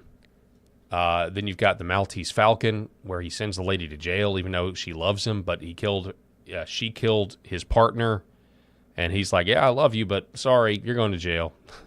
No, I'm not going to run off with you. No, yes, you are going to jail. And then there's some others as well. Casablanca, I think, is my favorite. And that's not necessarily, that's telling a woman no, but it flies in the face of the existential movements of today, where all the main characters are like, I got to find out about myself. I got to find out who I am. I got to explore and break free. And instead, you've got Humphrey Bogart, who's just like, look, you got to get on the plane. The problems of two of us don't amount to a hill of beans compared to like the greater war that I got to worry about in humanity. And like, I'm sorry, yeah, I want to be with you, but I can't. I've got to sacrifice what I want for the good of other people. That's what old movies used to be. That's what they used to be. Broken Nova, The Goonies is a classic. Yeah, I have gone back and watched The Goonies. You see some of the pushing of the envelope there, but the 80s movies are for the most part, totally fine. But at the time there were people that would watch 80s movies and they would say that they were scandalous, and they were right? Largely the 1950s rock and roll moms were right. That's what I've come to believe as a 42-year-old man. The 1950s rock and roll moms were right. And speaking of rock and roll, this is a perfect segue into what I really want to talk about the rest of the show, if I can, which would be this. Have you seen this headline? Kind of a positive sign. Billboard.com reported last year in October that no rap songs are in the Billboard Hot 100's top 40 for the first time since 1990. 25 years. As one long-running hip-hop smash goes recurrent on the chart, the Hot 100's top 40 does not boast a single rap song, ending a streak that's lasted for over 35 years. With Kendrick Lamar and whoever that is, their 13-week Billboard Hot 100 number one, Luther, falling off the Hot 100, dated October 25th, 2025, there were officially no rap songs in the chart's top 40 last week. Again, this was last year, October. The highest-ranking rap song, defined as a song deemed eligible for charting on Billboard's Hot Rap Songs listing, on the October 25th Hot 100 was Youngboy Never Broke Again's Shot Callin' at number 44, Cardi B's Safe, Big Xantha's Plug, Hell at Night. Listen to these. This is just insane. All right, whatever. So the last time before that, when there were zero rap songs in the top 40 of the Hot 100, when was that? You have to go all the way back to February 2nd of 1990, when the top-ranking rap song was Biz Markie's eventual top 10 hit, Just a Friend, which had just climbed to number 41. So it says here that the reason for this change, okay, this is the official narrative, is that recent rule changes to Billboard's Hot 100 methodology did play a part in the streak coming to an end. For the chart dated October 25th, descending songs were deemed recurrent and removed from the chart if they had exceeded certain durations on the chart, while also falling below certain updated chart thresholds. For instance, if they had fallen below number 25 after spending over 26 weeks on the chart, that particular change resulted in the departure of Luther, which had fallen to number 38. However, with Luther and 7 other songs in the Hot 100's top 40 going recurrent on October 25th, the chart, okay, no rap songs. We get it. So why else? What's the official narrative? Why else? The lack of rap songs in the Hot 100's top 40, it says, is the latest sign of a recent dip in rap's commercial dominance. Hip-hop's overall market share reached a peak in 2020 when it earned 30%. That had slipped to just over 25% in 2023 and has been at 24% so far in 2025 through the week of October 23rd. In the Hot 100 chart for the equivalent chart 5 weeks ago, a whopping 16 of the 40 songs were rap. Then it says this: it is worth noting that the rap world is currently in a bit of an in-between moment with some of its biggest names. And again, this was October of 2025. They say Drake, the biggest chart mainstay over the last 15 years, has not yet released his much-anticipated Iceman album, while his 2024 foe Lamar is finally somewhat dormant following an 18-month period of cultural and commercial domination. However, the last few months have not been totally without big rap releases with Cardi B and Big, and I don't know, whatever these people's names are. Anyway, the point is, some people, ladies and gentlemen, think that this glut of rap music conspicuously coincides with Marco Rubio getting rid of USAID funding for the most part. We've already had people say that the communist leftists are losing elections in South America after USAID was defunded.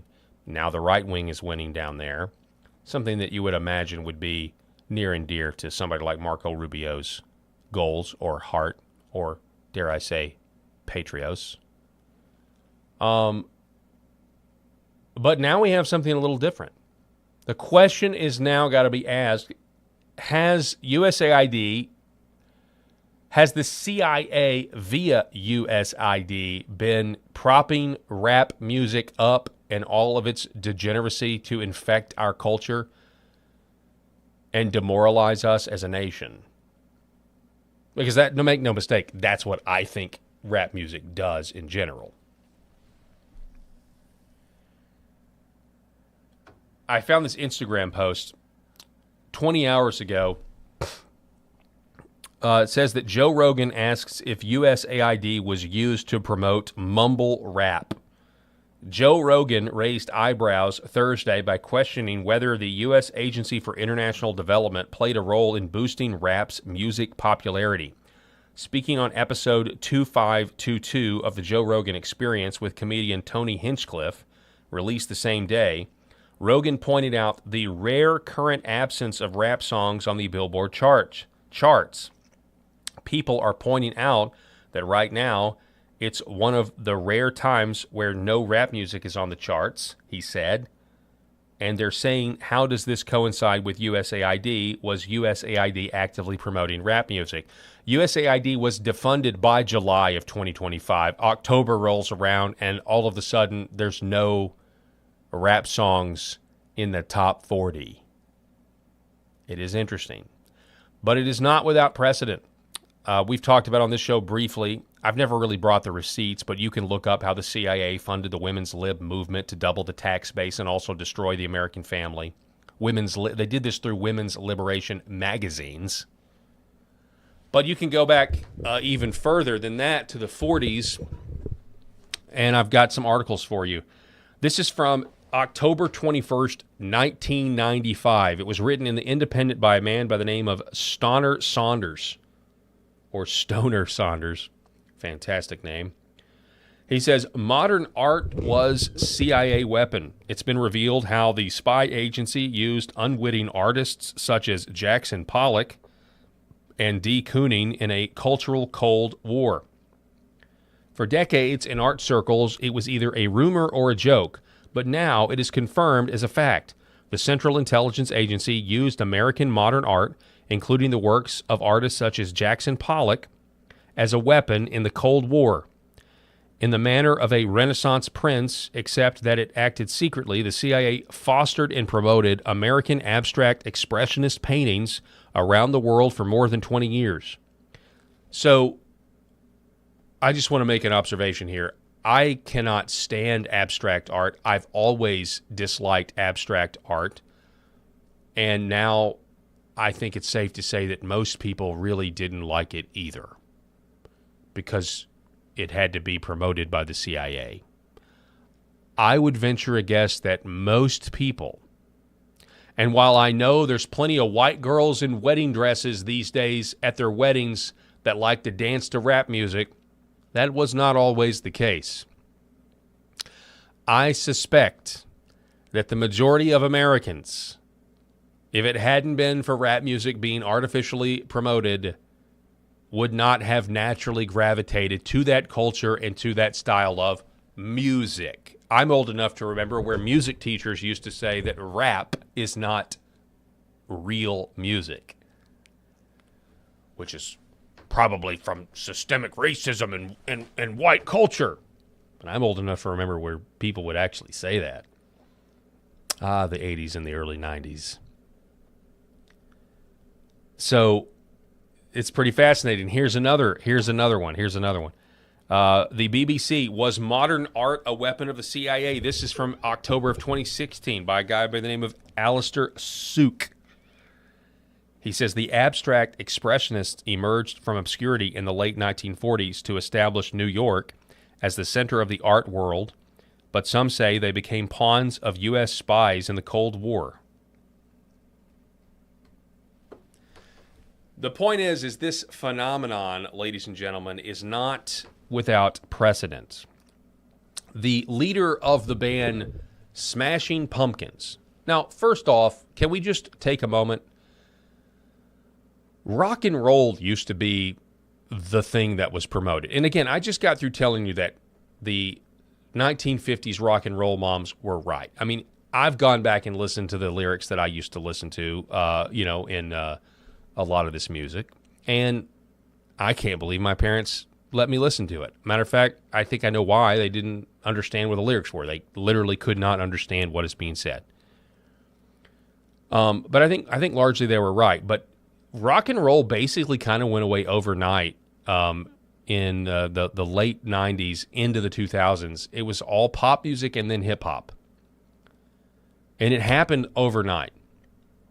So Billy Corgan is the lead singer, or I don't even know, I don't even know if the Smashing Pumpkins make music anymore. But he did a podcast, and he said, quote, "Some people assert that the CIA was involved in all that. Again, above my pay grade, but I saw it happen. I did witness it happen." Now, this tweet is a little misleading. The tweet says Billy Corgan believes rock music was purposely dialed down by outside forces in the late 90s.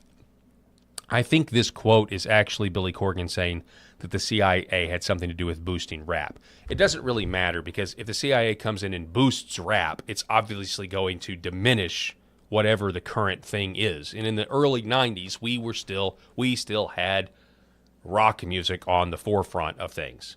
And then it just went away. Now, some people out there claim that it was because of like Woodstock in like 1999. I know there was a Woodstock in 1999, and you had this guy, Limp Bizkit, who was rallying all of these violent, rage-filled white people to his music. And this is something that was thought of as not a good thing for the government to see a big movement of music where it's predominantly focused on white people and being strong, rage-filled. I mean, I think Limp Bizkit had songs that were like, break stuff or break something. And then he also obviously had things that contributed to the sexual degeneracy of our population as well. I'm not picking rock and roll over rap necessarily. I can tell you which one I'd rather listen to, which would be rock and roll all day long. But my point is that our intel oligarchy has been weaponized against us for much longer than when they framed Donald Trump for treason.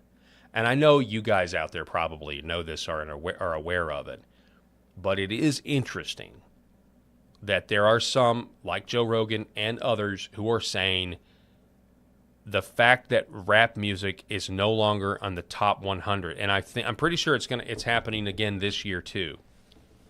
In 2026, is it because the CIA funding via USAID has dried up? The USAID funding being directed by the CIA, has it really all dried up? And there's really just not the market for it? That it's all just a fake market? That bleeds into different areas. I mean, if you really think about it, it's the whole rap culture thing is just really a desert of morality. So I don't know. Tell me what you think about it. I'm going to take a break. We're going to wind things down here. When we come back, America's 250th is tomorrow, ladies and gentlemen. I hope you're excited about it. Where we've been, where we're going, the possibilities, the pitfalls, the promise. We have to be optimistic. We have to demand accountability. We have to keep going, but we have to be optimistic, because that's what we're called to do. We're called to go forth. We're called to multiply. We're called to subdue the earth. And you do that in every sphere of your life, from your, from your personal walk with the Lord, to your family, to your church, to your community, to your country. And that's what we're called to do in all aspects, all spheres of our life and our influence. And so that's what we're going to continue to do. And we're going to be grateful. We're going to be grateful. We should be grateful. Things could be a lot worse. We do not deserve even though we have higher prices in some cases and we're dealing with everything that we've dealt with, we don't deserve what we do have. We don't deserve what we do have. We don't deserve it. And yet, we have it because God has allowed it. And so we should be thankful for that. We're going to take a quick break and be back here in just a moment. Do not go anywhere. MyPillow's second annual mega sale is finally here. Get our patented premium MyPillows that adjust to your exact individual needs to give you the best sleep of your life. When I got MyPillow, I'm asleep almost immediately. I stay asleep at night and I wake up more well-rested in the morning. Now for the lowest price ever. Kings, $19.98. Queens, only $18.98. And Giza Dream bed sheets, the best sheets in history, for as low as $29.98.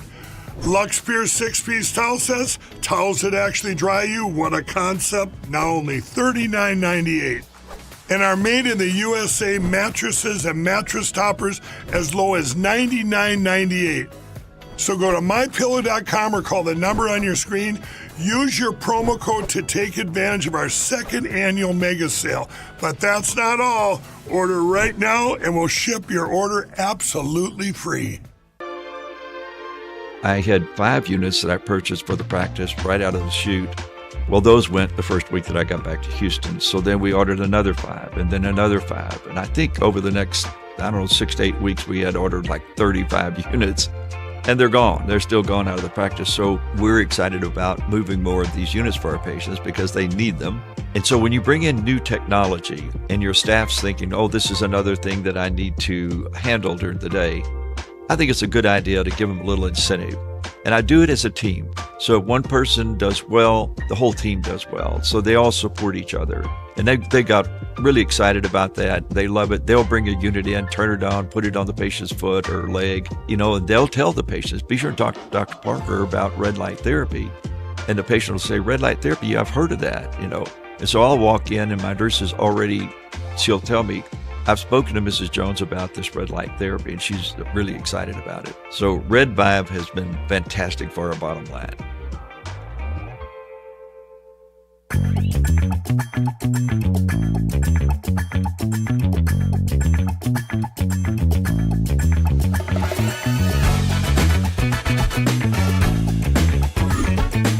The Paul Harrell Program.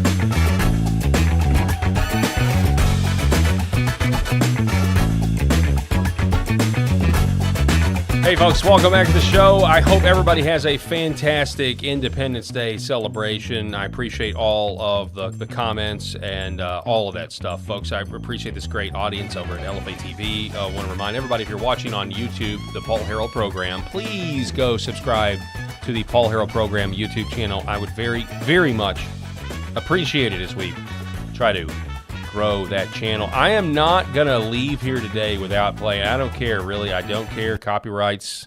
Who cares? Who cares? This is America. This is America. If you've never seen the musical 1776, here's a sample. Now then, attend, as friend to friend, our declaration committee. For us I see immortality in Philadelphia City.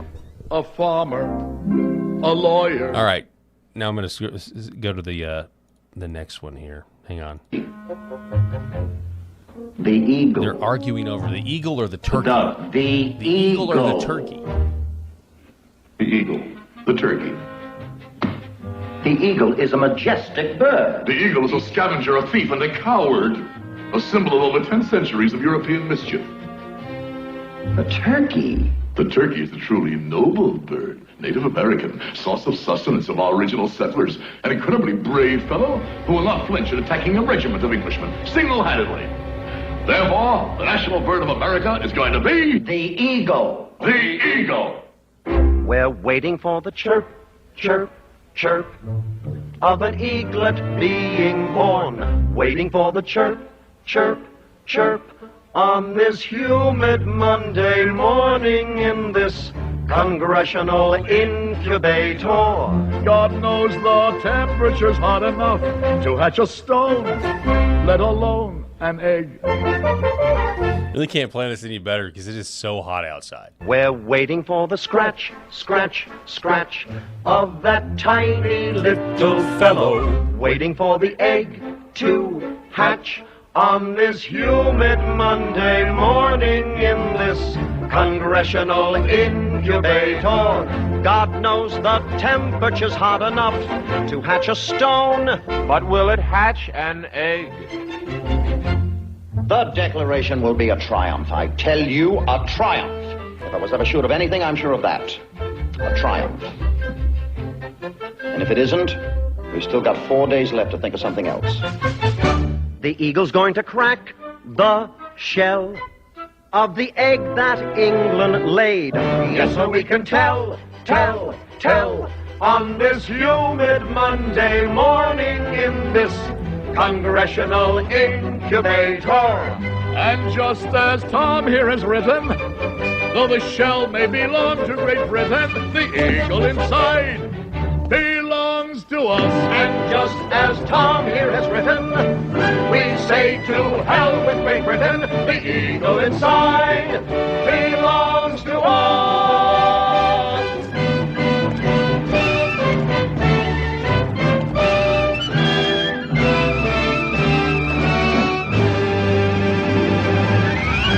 Honestly, I mean, yeah, I know it's corny and I know it's a musical and that sort of thing. But there's a lot of different ways to obviously tell this story. And it's a story that just gets told once a year and then we forget. And then everything else about America is always, we never like, okay, what would the founders do? It's like, well, you know, what would FDR do? You know? Or what would Harry Truman do? And they're never, it's just, have you noticed this? It's just, to me, it's like, well, this is America's origin story. And so many in power today only allow it to inform tomorrow. And they don't allow it to inform how we should be doing things today. Because the fact of the matter is, we look very different today than we did back then. The government itself functions much differently. But, as I said, we're not blackpilling here, okay? Because we know that the God of heaven is in control of all of this. But we also are not going to be silent about what we're seeing. And we're actually going to use the American founding to demand the government our fathers gave us. Demand it back.